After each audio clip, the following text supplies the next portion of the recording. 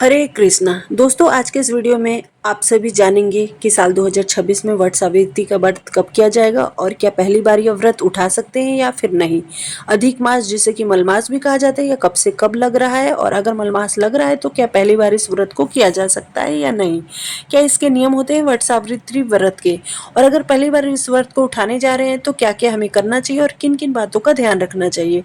और इसी दौरान अगर पीरियड्स आ जाए तो हम इस व्रत को करें या नहीं, अगर व्रत कर सकते हैं तो पूजा करें या नहीं। इन सभी प्रश्नों के जवाब आज की इस वीडियो में आप सभी को प्राप्त होंगे, तो वीडियो बहुत ही इंपॉर्टेंट है, अंत तक जरूर देखिएगा। और अगर आप मेरी आवाज को पहली बार सुन रहे हैं, यह जानकारी आपको थोड़ी भी यूजफुल लगे तो आप पिंकी की दुनिया चैनल को सब्सक्राइब करके पास वाले बेल आइकन को जरूर दबा दीजिएगा। और चलिए जान लेते हैं कि साल 2026 में वट सावित्री का व्रत कब किया जाएगा। तो देखिए, ज्येष्ठ मास के अमावस्या तिथि के दिन वट सावित्री का व्रत रखा जाता है और इस साल यानी कि साल 2026 में 16 मई दिन शनिवार के दिन वट सावित्री का व्रत किया जाएगा। इसी दिन हम सभी व्रत रखेंगे और परिक्रमा इस दिन की जाती है, पूजा पाठ इसी दिन की जाती है। लेकिन देखिए, कुछ राज्यों में जैसे कि 2-4 ऐसे गिने चुने राज्य हैं, जैसे कि गुजरात हो गया, महाराष्ट्र हो गया, इन सभी राज्यों में पूर्णिमा के दिन वट सावित्री का व्रत किया जाता है। ठीक है, और बाकी की सभी जगहों पर अमावस्या तिथि के दिन ही वट सावित्री का व्रत रखा जाता है। और अब जान लेते हैं कि क्या इस साल व्रत उठाया जा सकता है या नहीं। तो देखिए, इससे बड़ी बात है कि इस साल 2026 में अधिक मास, जिससे कि पुरुषोत्तम मास भी कहा जाता है, यह मास ज्येष्ठ के महीने में लगने जा रहा है। कई जगहों पर इसे पुरुषोत्तम मास भी कहा जाता है और कहीं मलमास तो कहीं अधिक मास कहा जाता है। और मलमास के सभी जो नियम होते हैं वह मैंने अलग से वीडियो बनाकर आप सभी को दे दी है, अगर नहीं देखी तो उसे देख लीजिएगा। और यह मलमास हर 3 साल के बाद लगता है, जिसकी वजह से साल 12 महीने का नहीं बल्कि 13 महीने का है, यह एक साल हो जाता है। और इस साल 2026 में ज्येष्ठ के महीने में यह मलमास यानी कि अधिक मास लग रहा है, यानी कि ज्येष्ठ का महीना इस साल 2 महीने तक रहेगा।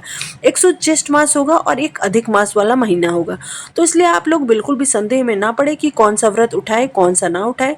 और इस साल यानी कि साल 2026 में 17 मई से 15 जून तक, तो 17 मई से पहले जो भी आप व्रत लोग उठाना चाहते हैं आप लोग उठा सकते हैं, ठीक है। और इसके बाद अधिक मास लगेगा, फिर हम कोई भी नया व्रत नहीं कर सकते, कोई भी नया व्रत शुरू नहीं कर सकते। देखिए, कुछ राज्यों में लोग ऐसा मानते हैं कि जब तक अधिक मास चल रहा है तब तक कोई भी नया व्रत नहीं उठाते, उसके बाद से यानी कि जैसे ही अधिक मास समाप्त हो जाए लोग नया व्रत शुरू कर लेते हैं।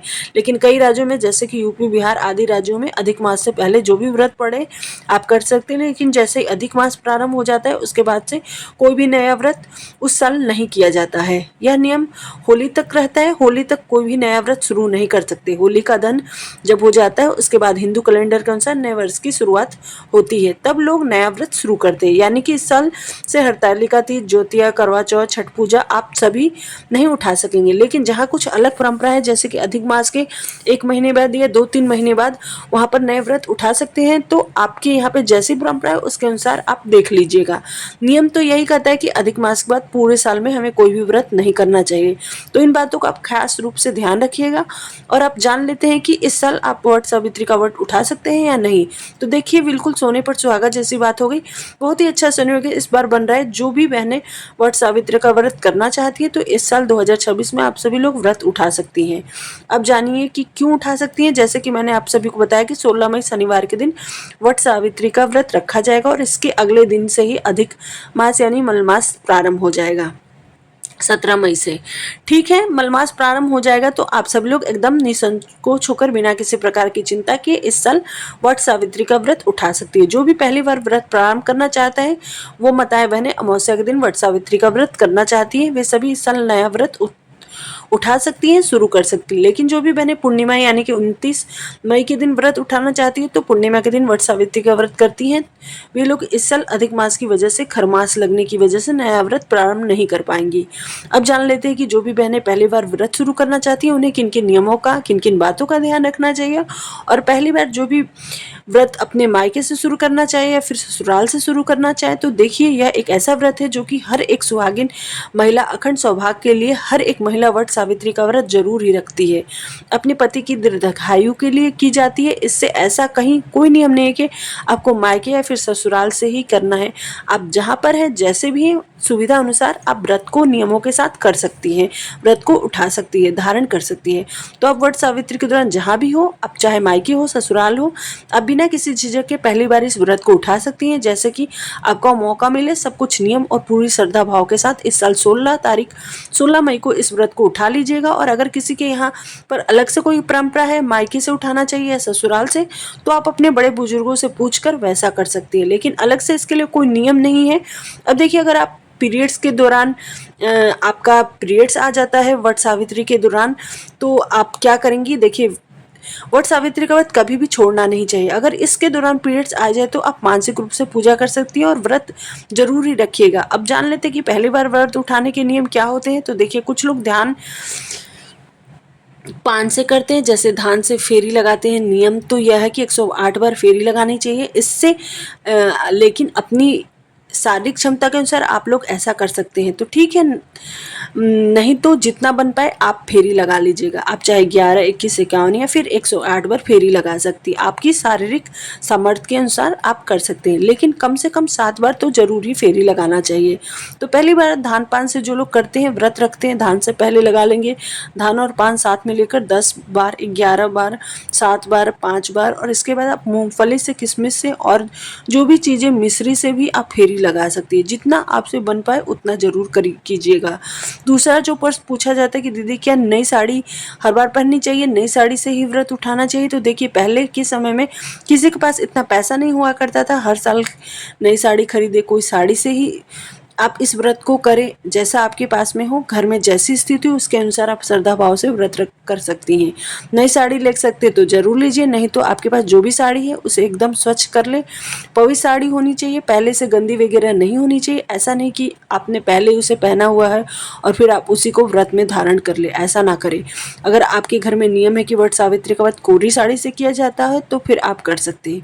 और जो भी मेरी बहनें वट सावित्री का व्रत करती है, तीज या फिर करवा चौथ, छठ पूजा का व्रत करती हैं, तो उन्हें अपने पास में सिंदूरा जरूर ही रखना चाहिए। अगर किसी कारणवश आप नहीं रख सकते तो कोई मजबूरी है, वैसे तो आप साथ ही हमेशा उसे रखना चाहिए, निकाल कर सिंदूर नहीं लगाना चाहिए।